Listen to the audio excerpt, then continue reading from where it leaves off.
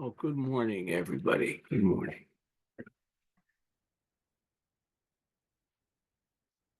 Lots going on behind the scenes, behind the curtains here. But I spent about an hour this morning in technology hell, which, for those of you who are familiar with the concept of the Buddhist hells, the worst hell is usually considered to be the Avicii hell. But that was in the pre-technological age. The technology hell is now lower than the Avicii hell. And if you get stuck in there, you may never get out again. I narrowly escaped this morning, but anyway, glad to see you all. And yeah, so this concept of the XYZ committee has stirred up a lot of interesting thoughts and ideas, which we may get actually to talk about this morning. But I threw out two questions / cons this weekend. Did people see those? So you have them all figured out. So I'm only aware of one. well, one was relative to that passage that Gary sent Yeah. from a blog or whatever that guy was. And the other one was the question about mindfulness. You didn't see that one? No. Okay. Well, I'm about to repeat it anyway. Um, the term mindfulness, I think came up several times. I think in a thing that Jim had written. And my question to everybody is, I typically, if you've been with me for a while, know that I typically do not talk about mindfulness. I do not teach mindfulness. And I have a deliberate reason for doing that. And that was my question to the Sangha. What, if anything, is the problem with mindfulness?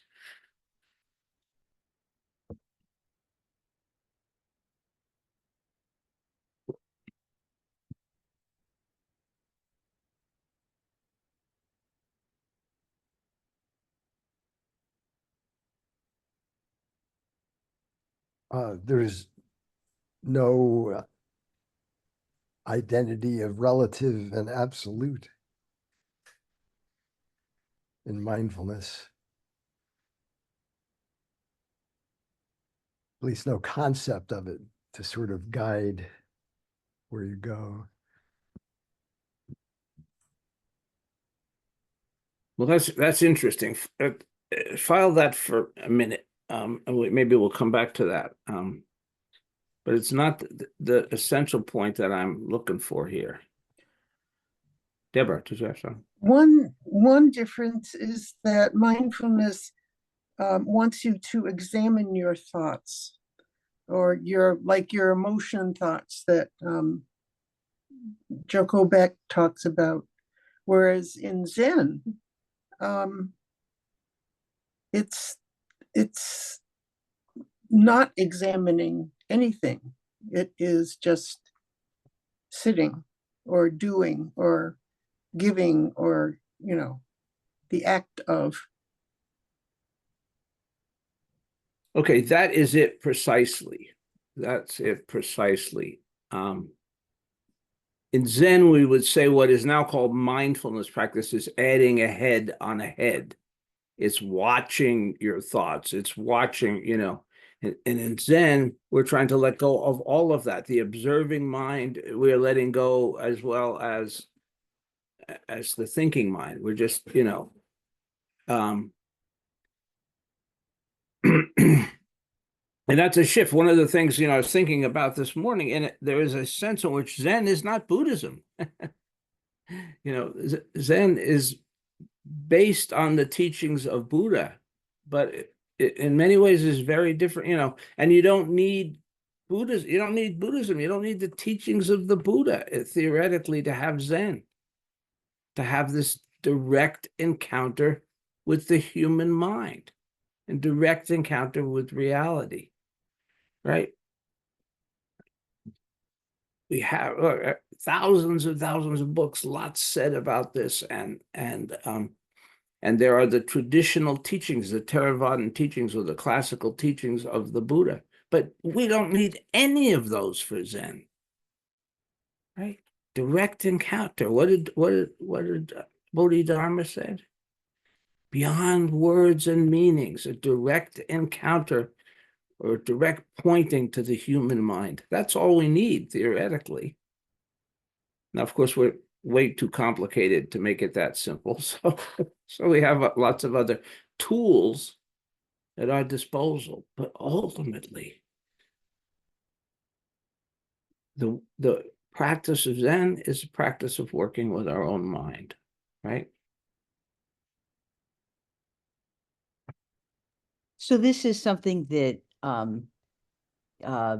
I didn't agree with on everyday Zen as well, that I'm curious to hear your response to. Is she talks about watching your mind and learning about your thoughts. And I think I understand why that would be considered valuable, but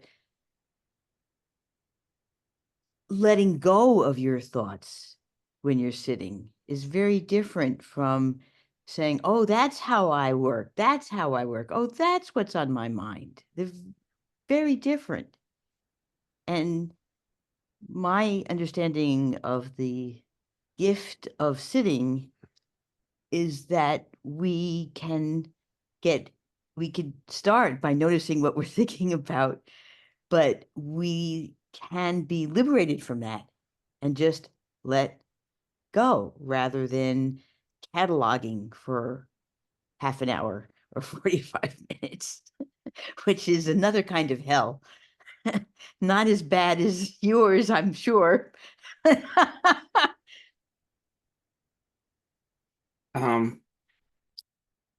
Look, if we had only two words, if some power, if the Buddha came out of the clouds and said, you can only use two words in Zen and nothing else, those two words would be let go.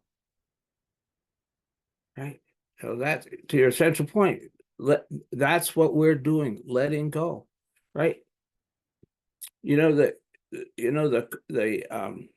koan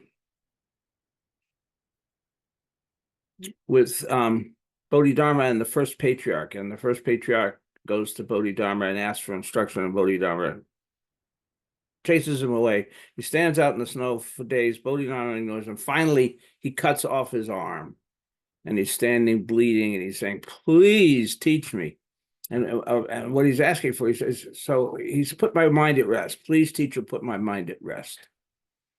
And Bodhidharma says, bring me your mind, and I will put it to rest for you, right? So that's the same kind of thing here. We're not putting the mind to rest. We're kind of de-identifying with a mind, with a entity, a being that we think we are.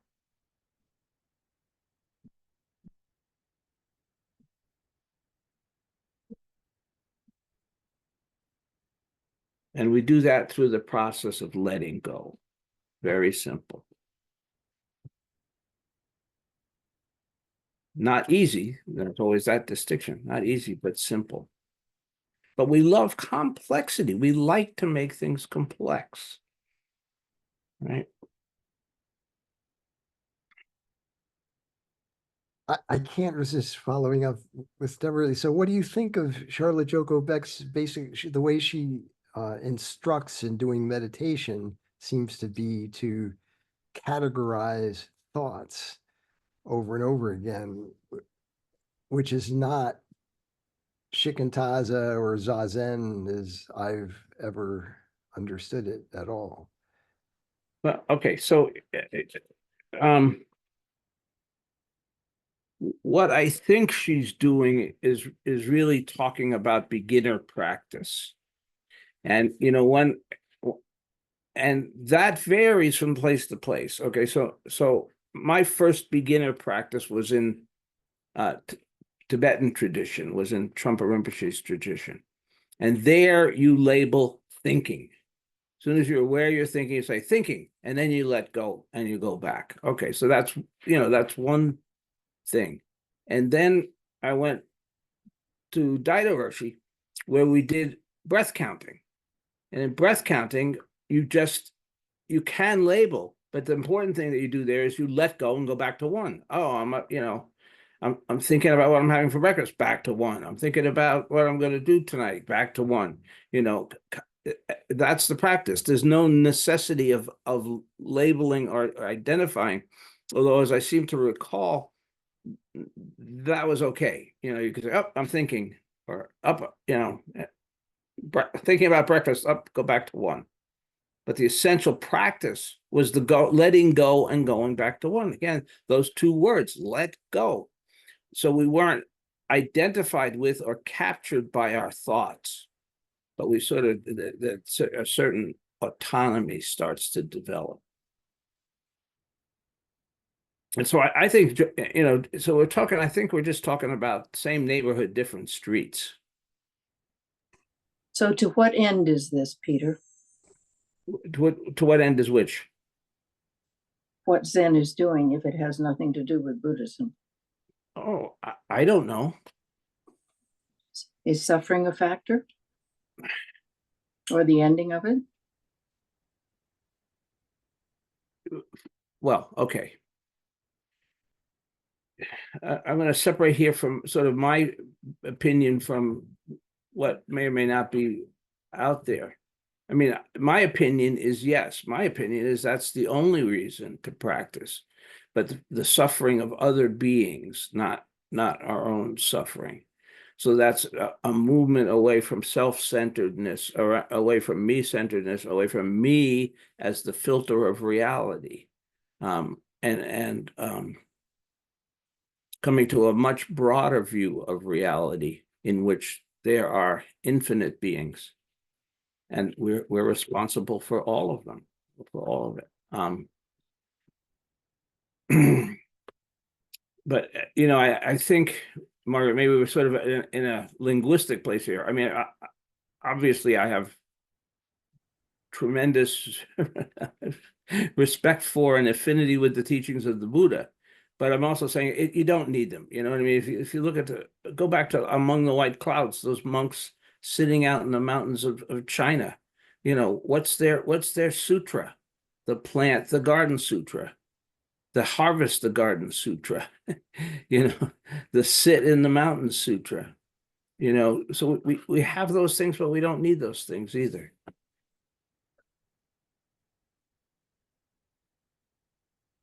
Hey, Peter, could we say, maybe reframe that?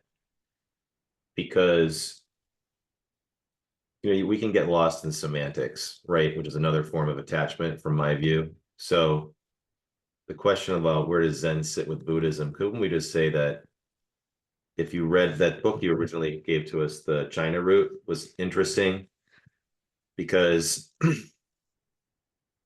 it demonstrates that Buddhism has a strain of thought that permeates different cultures, right? So it came through the Hindu culture, then into Taoist China, and then into, Japan. Anyway, now it's in the United States. And Zen, the word Zen really comes from the original Chinese Chan, right? Both of those words just mean meditation. So my understanding from the whole thing is simply that Zen is just the Japanese word for meditation. Chan is just the Chinese word for meditation. Mindfulness has simply just become the American or Western term for meditation. And all of those are just vehicles or practices to help you achieve the Buddhist path of liberating you and others from suffering. So, I mean, I think the conversation's good, but I feel like we're getting lost in semantics. We're almost attached to the semantics. Do you know what I'm saying?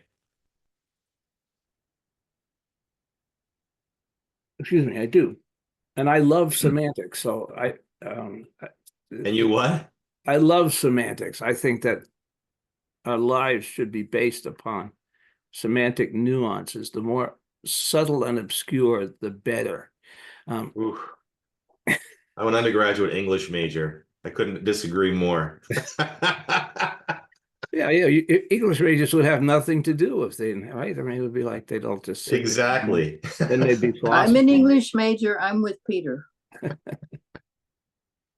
But I think the mindfulness is different and importantly different and destructive of the potential to actually just let go. So for me, I care about that semantic distinction. And that's okay. I mean, I suppose it depends on who you listen to. And the reason I used it was because there's an American vernacular right now where that term is out there. It's out there. Most of its utilization, I think, really just goes back to using it as meditation. Now, what form of meditation is it? I mean, there's different types of meditation, I would imagine, but it depends on who you're reading.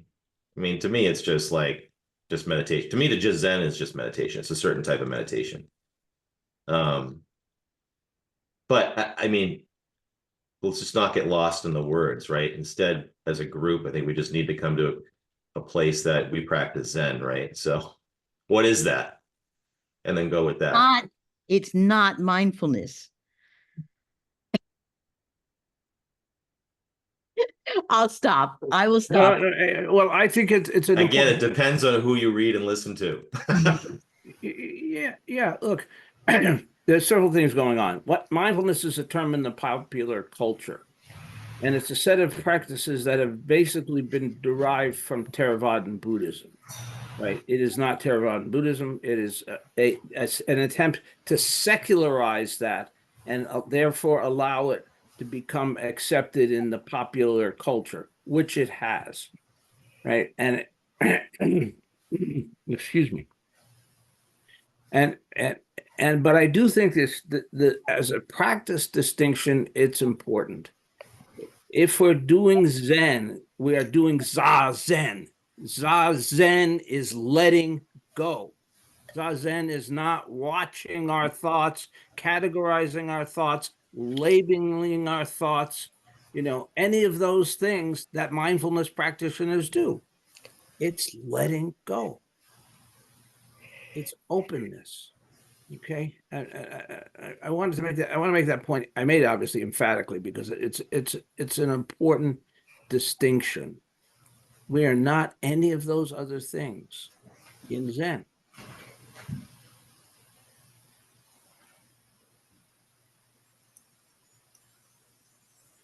Kathy, did you want to say something? I did. So my path with this is my first touch on meditation, and I've shared with you before that I was in treatment for alcoholism and desperately, just desperate. And someone that gave me a book. It didn't have anything to do with 12 steps or anything. It was someone else from the outside gave me a book, and it was called Breathe In, Breathe Out. And it was a manual for people in prison. And that was my first touch on meditation. And the 11th step in AA is seek through prayer and meditation to improve your conscious contact with God. And I grasped on to all that. And my first experience in attempting meditation, I didn't have it. Well, as a matter of fact, I did have a teacher, and I went to her class, and I would say that since she went to work with John Kabat-Zinn, a few years later. She described herself as a Buddhist. She didn't say that to us in the class, but I know that of her. It was mindfulness, but when you're describing this mindfulness of examining your thoughts, that's not what I got at all from mindfulness. So I'm not sure. And it was part of the process of me coming to this all these years. Mindfulness to me was okay. So then Thich Nhat Hanh, I studied Thich Nhat Hanh, right? And so that was like my next thing. And Thich Nhat Hanh did teach like identifying your thoughts, like past, if something comes up in your mind, which it always does, past, present, future. So that was like the next step in the process. And then I came to Zen, and I started at treetop, so it was breath counting. And now it's never, I don't know, it doesn't seem to me like mindfulness was ever about examining thoughts. It was about thoughts coming, letting go, thoughts coming, letting go. So that's what, that's what Zen is to me now. But there wasn't really a big separation between all those things. It was all, I don't know, it was what it was. I didn't see mindfulness as examining and trying to figure things out at all. So that was my experience with it. Kathy, who is the mindfulness teacher you're talking about? You know her. Is Ferris? Yeah, Ferris Urbanowski. Yeah. She was my mentor in grad school, and then Yeah. with her encouragement, I went and trained at Kabat-Zinn's program and stuff. So Right. because she is not with us any longer. No. She was a wonderful human being. Yeah. I apologize. I want to stay with this discussion, but I have to go watch my kid jump out of an airplane. Oh my God. Well, You have some generous amount of benzodiazepines to take in advance. No, but I'm gonna go get a quad espresso black and hot from Starbucks before I get there. And So then you can jump out of the plane instead. You won't even need without the parachute. May his I've done landing it. be It's gentle. cool. yeah, so have a great weekend. Thank you. Thank you. Mhm. Can I follow up on Kathy? Because I really appreciate that Deborah and Gary brought to the surface that part of Joko Beck, because I had the exact same question they did, and I know we've talked about mindfulness before. I mean, it is such a broad term that I think when we're talking about distinguishing Zen, it's helpful to sort of think about what specific aspect um, of mindfulness and sort of which teachers are we talking about. So there is, there is an aspect of secular mindfulness that's taught that is about, and this gets back very much to the distinction that you talked about, Peter, that I thought was very helpful, that you think Joko was making, which is what's taught a lot in mindfulness, I think, is what's key is for us to recognize our thoughts as such, and that's how we let go of them. And where we often need to start is that recognizing our thoughts as such, because the delusion, the core delusion that we have is that we are our thoughts, and that they are, that they define us. And once we recognize them as thoughts, and we can see how the mind works, that is how we release ourselves from them. They release their hold on us, and we stop defining ourselves and defining reality in terms of these things that are just ultimately passing through. Now, I'm not very familiar with it, but I understand there's this whole world of like insight meditation, which I don't know a lot about, which I think is derived from the Theravadan traditions, and so a lot of the folks who popularized secular mindfulness sort of came from that tradition, and they still are.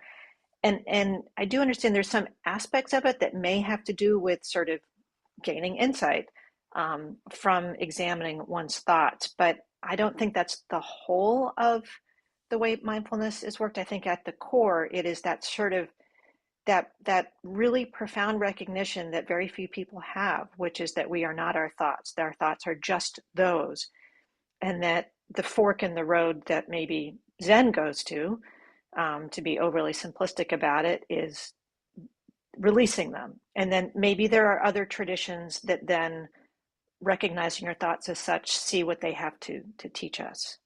So I don't know, that seems to be part of what I'm getting from this discussion. Well, the insight, that term insight meditation, the insight is that we are not our thoughts. That's the primary focus of that meditative practice, is disidentifying from our thoughts. And insight meditation is very much in the Theravadan tradition. It would be considered Theravadan as far as I know. And all those guys who said, right, that, Kabat-Zinn, Saki Santarelli, they came out of that insight tradition. That's how they came to mindfulness. Yes. Ferris was that we just talked about. She came from Thich Nhat Hanh, very different background, although some similarities or crossovers. But I think this is where I put on my like fascist hat. We do Zazen. I mean, you can do whatever you want. Everybody can do whatever they want. But if you're doing Daisan with me, if you're working with me as a teacher, we do Zazen, Zen meditation. And nothing wrong with any of those other types of practices. But as far as I'm concerned, they don't do the same thing. And if our goal is at some level realization, exploring our true nature, then Zazen, as far as I'm concerned, is the tool. And the core of Zazen is letting go. It's not identifying, it's not clinging, it's not, it's here it is, let it go. Here it is, let it go. In whatever form, in whatever place in our lives, because it's not only, Zazen is not something that only takes place in formal meditation, but it's every minute of our lives. Right? Every time we're trapped in a loop of thought, every time we're obsessing about something, every time we're judging, every time, we're being critical, every time we're frightened, all of these things. Zen is remarkably uncomplex. Let go. Don't analyze, don't categorize, don't label. I mean, other traditions do those things. That's fine. I don't, I only know what I know. I don't know if that's right or wrong, if it's better or worse, or it's more effective or less effective. I only know what I was taught by my teachers, and it's worked for me in my life. And so I'm continuing to, as best I can, kind of teach what I was shown. And I think that Zazen is a very powerful tool. It's a very powerful lens that cuts through everything. Ultimately, there's nothing to no place for any dust to cling, to use a well-known phrase.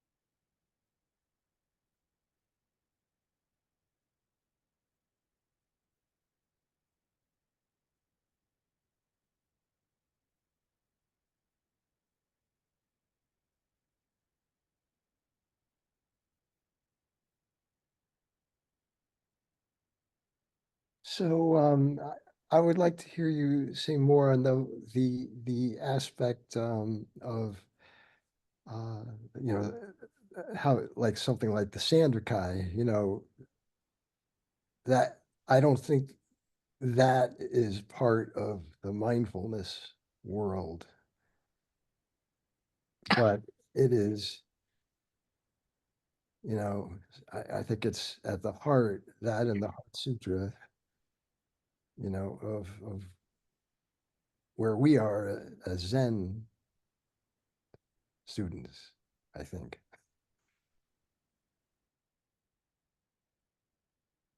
Another way of saying that is the assigning of the koan of Gary. Even this, you said to read The the Sanderkai, yeah. Yes, so that would be, for my mind, the happy note, the kind of deliciousness of letting go is what is embedded in that blog.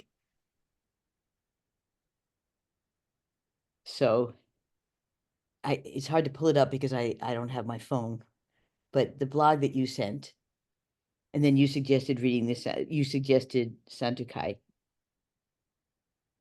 So should we go there, or? Yeah, relative to that, yeah, because I thought there's a very subtle point there that I disagreed with, Yes. and I think I have it. I had it earlier. Part of my You want to grab it, Gary? Could you pull it up on your screen? I was using 3 devices. I got it right here, right now, on device number 2. Okay, Yeah. it was so much fun this morning. Okay, so what this quote that Gary references is, I want you to stop reading and look up. What do you see? A kitchen table, maybe, a chair, a tree in your backyard, your dog, someone in the subway seat opposite you. Whatever it is, you know that what you are seeing is the objective reality around you. Simple, right? Except it's not objective reality. Perceiving it as such is an illusion. The belief that we experience reality directly is so-called naive realism.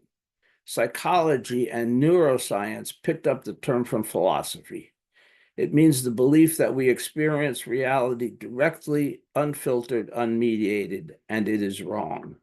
And there we have our blessing, the blessing of letting go, which is that we do perceive reality directly. It's just we don't filter it through our concepts. And that's the joy of it. Okay, so if this was a real koan, this is case number 1 Scary. in the Scary. Sedona Cliff record.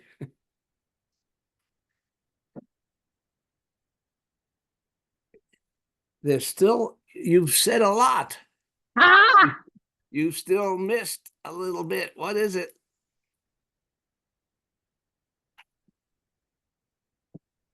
Reality. Aha. We are reality. We don't even have to filter or perceive. We're there. Okay, you're on the point. You're just not expressing it quite the way that I would, but you're on the point. I mean, this assumes this.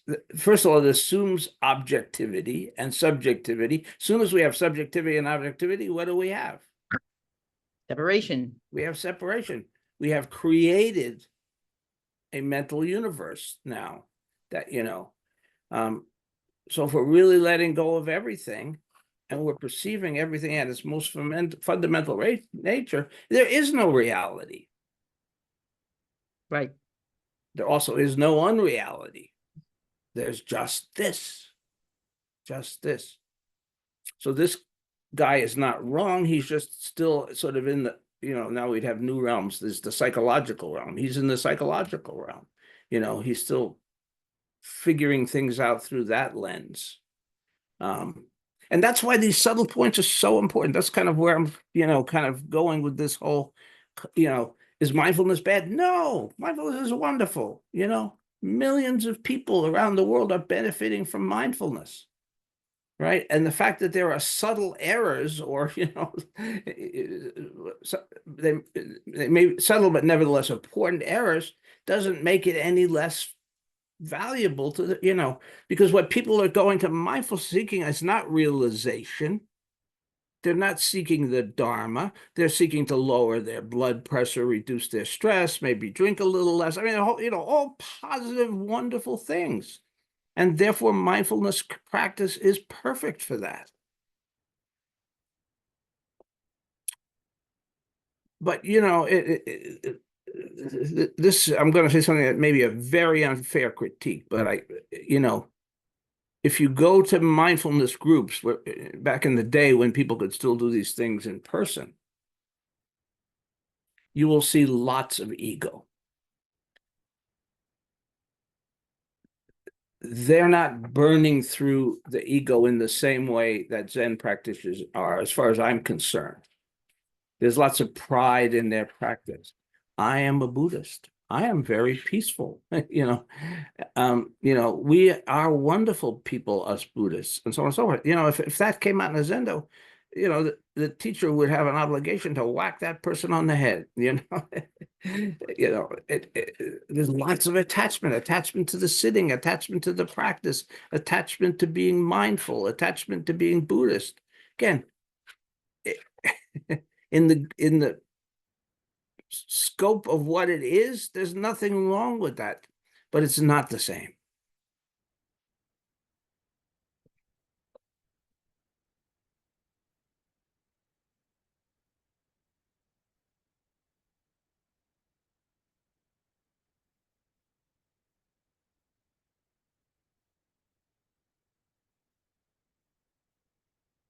This is a wonderful conversation, by the way.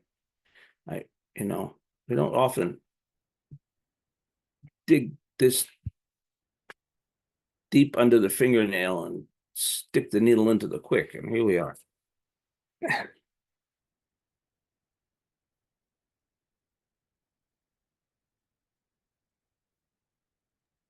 Peter, I think where I have a little bit of a, I don't know, difficulty, I suppose, is I understand sitting, letting go. I get that.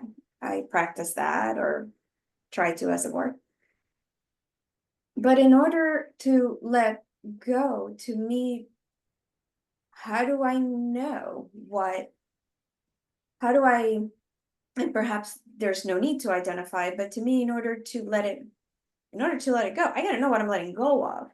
And so to me, it kind of adds a little bit of a layer. I don't call it mindfulness as much as maybe awareness, but I still have that.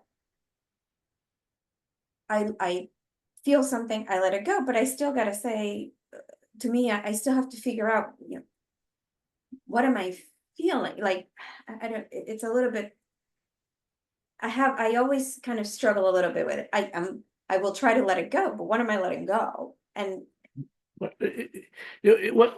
what's next? Do you have anything nearby you that you can pick up and hold in your hand? Okay, let it go. Now, what did you have to know to do that? whether, I mean, I guess that would be a judgment, whether letting it go would break it.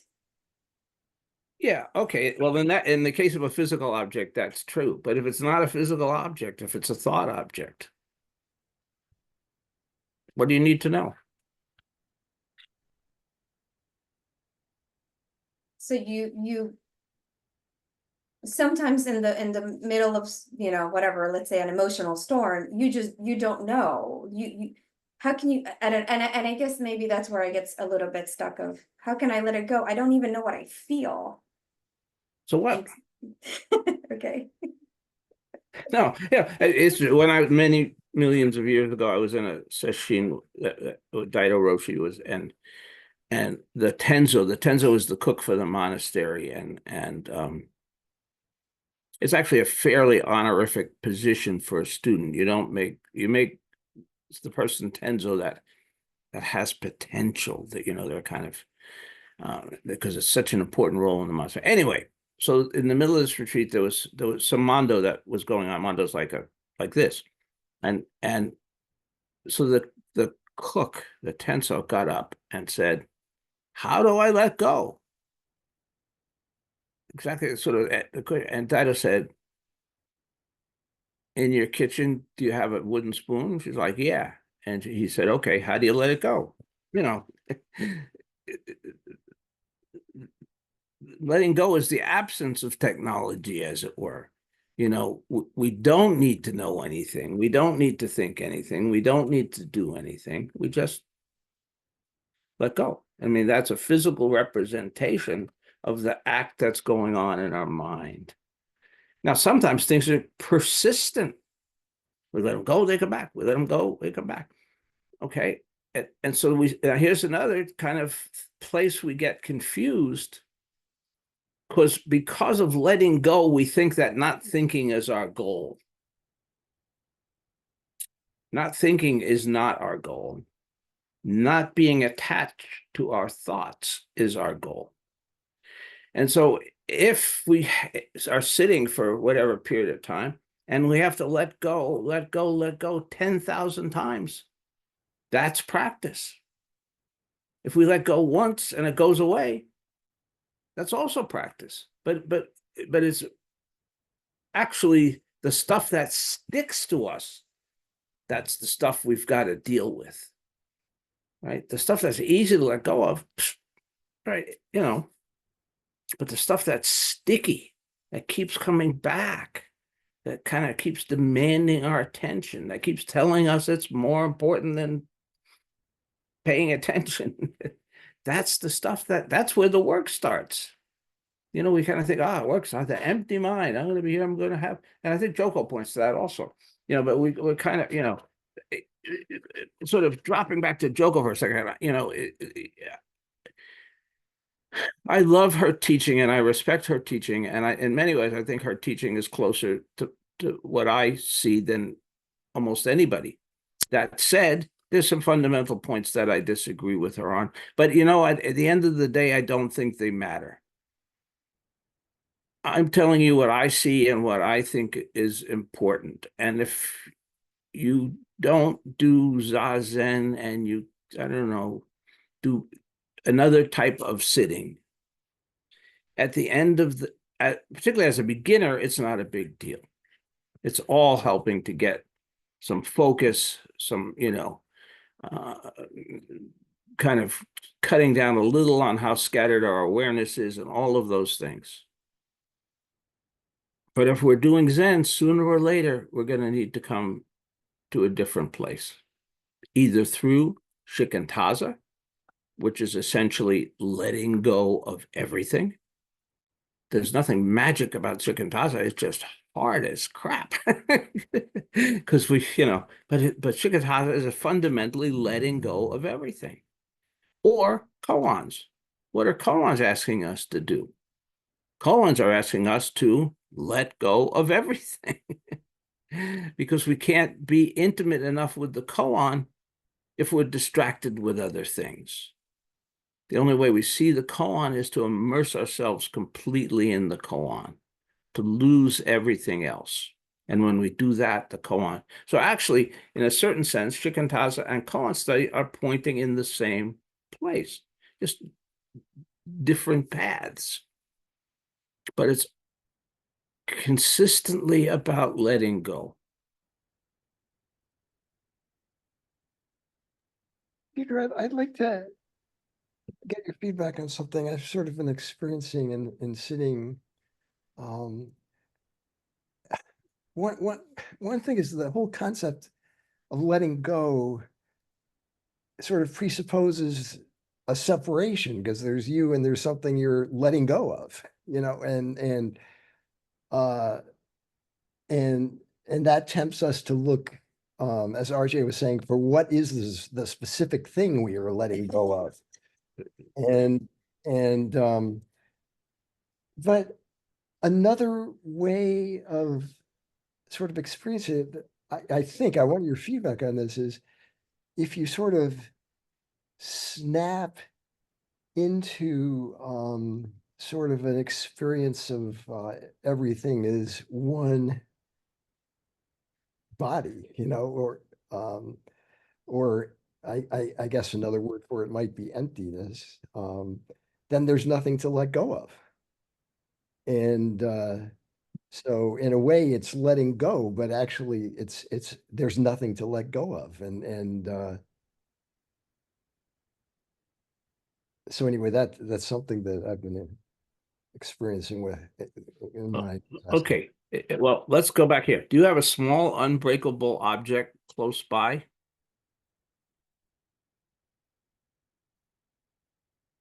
If I drop it on the couch, it'll be okay. Uh, So I will, there we go. Okay, what thought did you have to do that?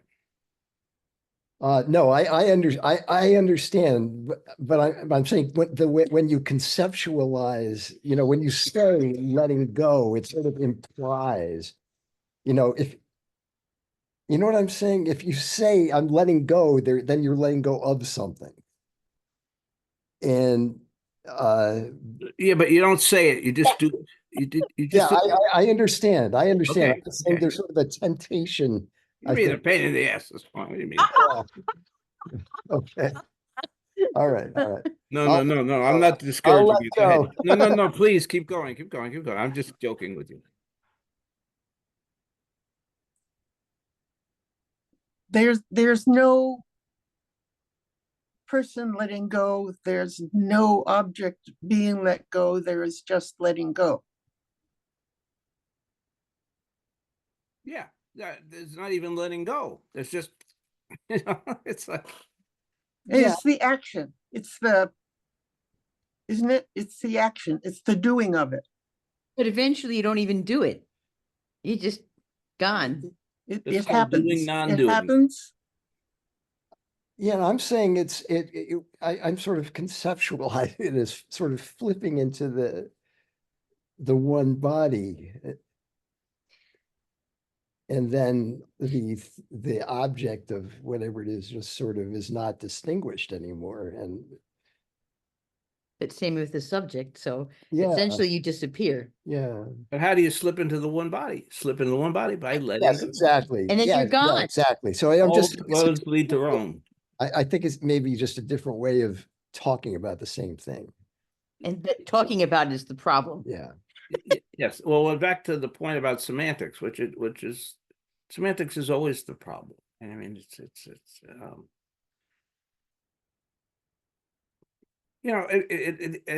at the end of the day, hold everything lightly. Hold everything lightly. What's truth? Who has truth? Who has certainty? Who know, nobody. Peter doesn't. Joko doesn't.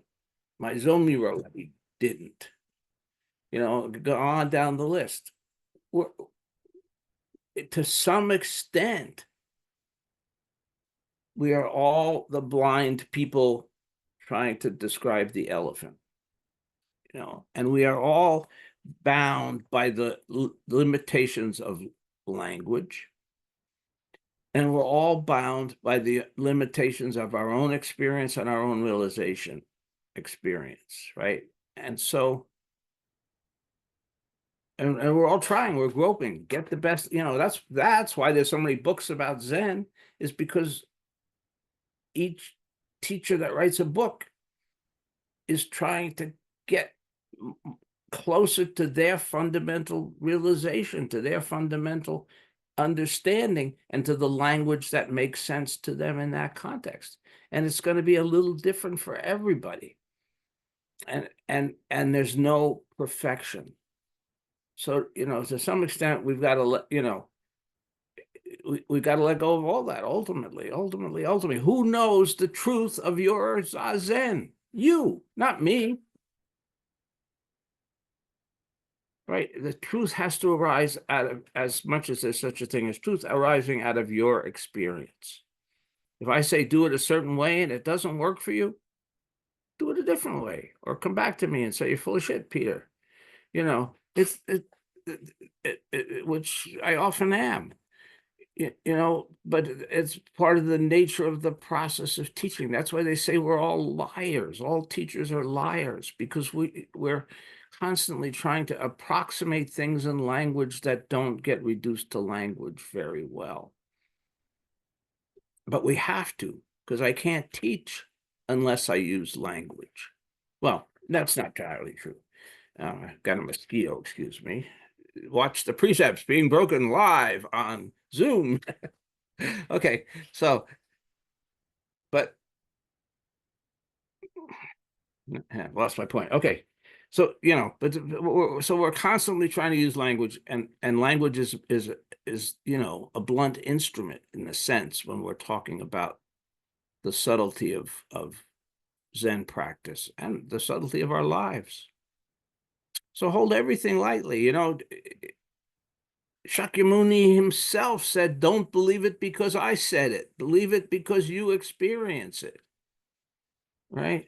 So at the end of the day, whatever it is, take it home and integrate it in your practice. And if it works, great. And if it doesn't work, let it go.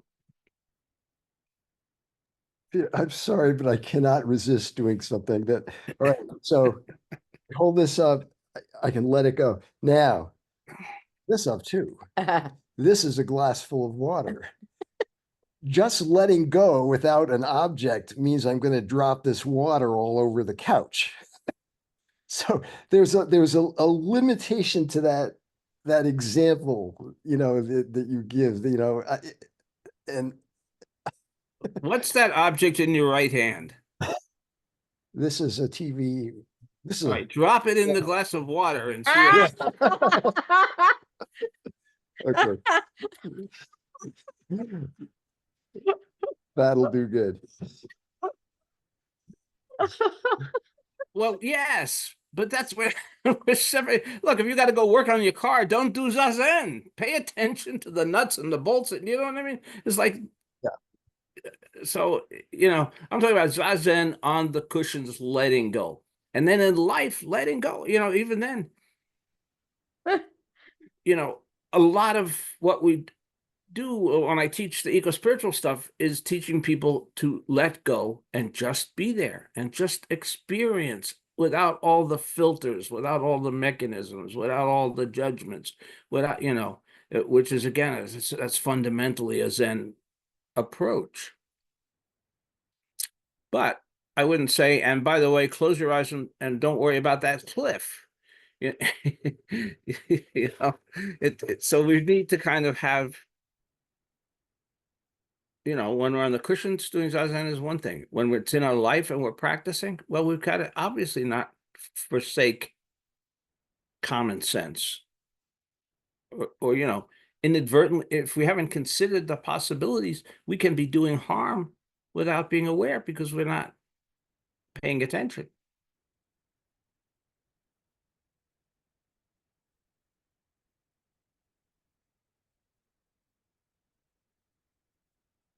And then we drop the TV controller into the glass of water.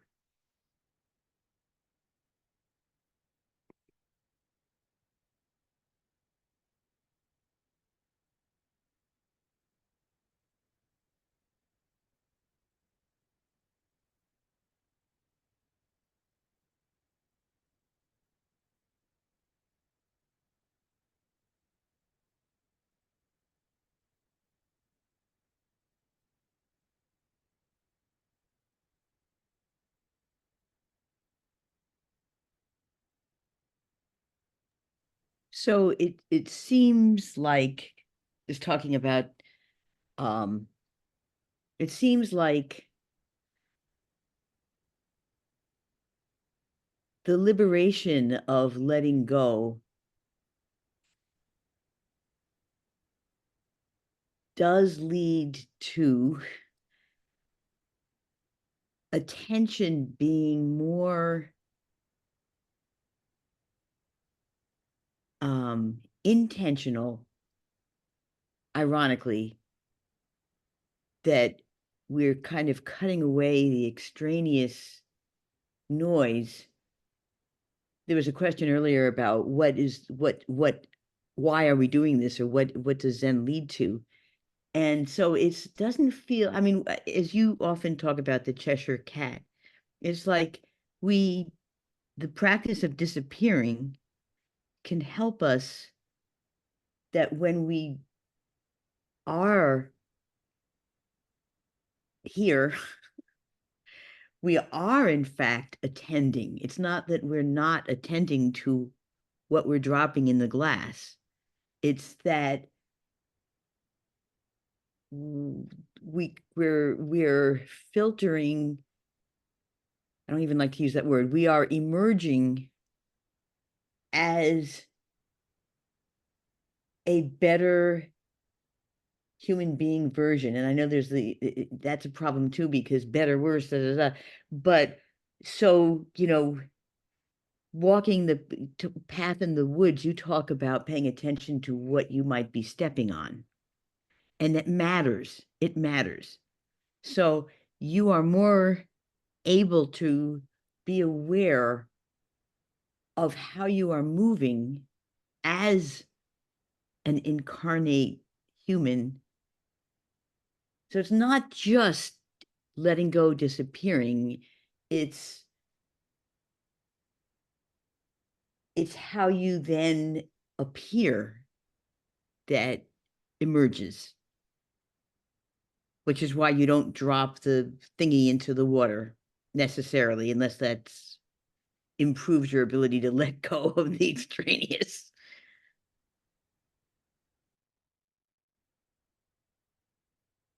This is so far, I can't even, I'm just like, I can't even explain this clearly, but you got to be there. So that's what this whole practice is for. It's not what I've experienced. It's what you have and will experience. It's about you. So we use words to try to communicate about it, and every way of conceptualizing it has some problem that our thoughts are going to see it in a different way than it really is. And that's why it takes years to, learn how to really let go, I think. I don't think you ever, it's a subject, it's a thing we never master. That's why we have to practice our entire lives, because, all these things, we let go of things and then they come back, and they, sometimes they trip us up at the most awkward moments. We think, oh, I don't have to deal with that anymore. Whoop, there it is, it's right in our faces. And so, back to that notion of the spirituality of imperfection. It is imperfection, and it is always imperfection, and it's always trying to do better. And sometimes we do a little better, and sometimes we don't do a little better, but we keep trying. It's like the precepts, right? We don't keep them perfectly. We can't keep them perfectly, but we keep trying. This whole Zen thing, when you think about precepts, I don't know, you can't do this anymore in the world, but there was a time when you could walk on a quaking sphagnum bog. There's one memorable one in Vermont, in Victory, Vermont, Victory Bog. It's huge. I don't know, hundreds of acres. A true sphagnum bog. And so when you're walking, it's and that's what Zen is. Walking on the sphagnum bog. It's almost never solid, predictable, So, because I worked for many years with dying people, I always thought of dying as the biggest letting go that we'll ever do. Well, it is that the whole process of aging is Letting go. is the process of letting go, right? That's what, in a certain sense, those of us that are older, that's what we've been practicing all the while. Now I'm really old. I need this shit, right? It's like, right? But we're constantly letting go of physical things and mental things and all of those things. And in a sense, that's preparing to die. because the more that we're clinging to those things, you know, and you know this working with dying people so many years ago, if people are clinging to things, they have very unpleasant deaths. The people who have a pleasant death are the ones who are able to let go, you know, and so part of the whole context of our practice is learning to really let go, because ultimately we've got to let go of everything. There's nothing we can keep, right?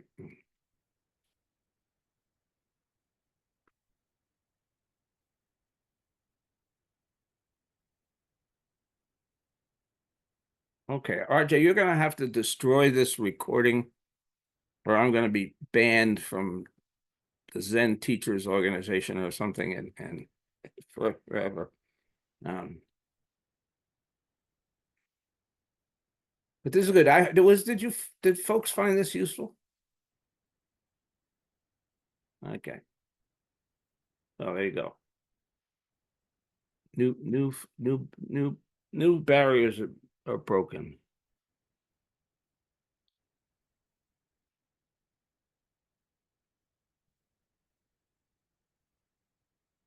Okay, 10:30, I'm out of everything. Any last thoughts or?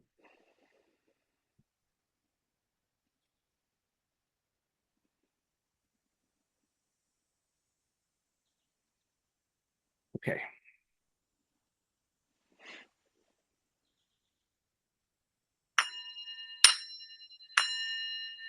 Creations are numberless. I vow to free them. Delusions are inexhaustible. I vow to put an end to them. Reality is boundless. I vow to perceive it. The enlightened way is unsurpassable. I vow to embody it. Creations are numberless. I vow to free them. Delusions are inexhaustible. I vow to put an end to them. Reality is boundless. I vow to perceive it. The enlightened way is unsurpassable. I vow to embody it. Creations are numberless.